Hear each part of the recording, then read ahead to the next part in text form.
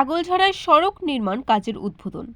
আগলঝাড়া থেকে মোহাম্মদ শামীমুল ইসলাম শামীমের পাঠানো প্রতিবেদন।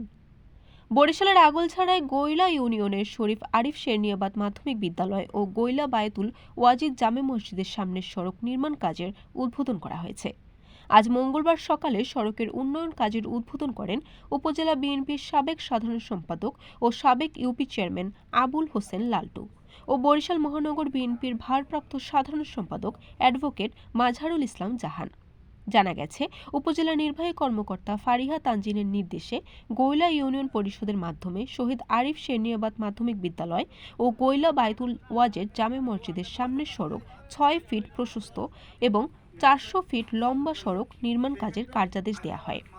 বহুল কাঙ্ক্ষিত সড়ক নির্মাণ উদ্বোধনে অন্যান্যদের মধ্যে আরও উপস্থিত ছিলেন উপজেলা ছাত্রদলের সাবেক সাধারণ সম্পাদক হেমায়েত তালুকদার, শহীদ আরিফ শেরনিয়াবাদ মাধ্যমিক বিদ্যালয়ের জমিদাতা সাহেব আলী সর্দার, নূর মোহাম্মদ সর্দার, যুবদল নেতা জয় মোল্লা, আবু সাইদ সরকার, রুহুল সর্দার, সোহরাব হোসেন তোতা, উপজেলা মুক্তিযোদ্ধা প্রজন্ম দলের সভাপতি মিঠু মীর, আগলঝাড়া প্রেস ক্লাবের সাধারণ সম্পাদক নাজমুল রিপন, সাংবাদিক এস এম শামীম, শিক্ষক শাকিল গাজী প্রমুখ।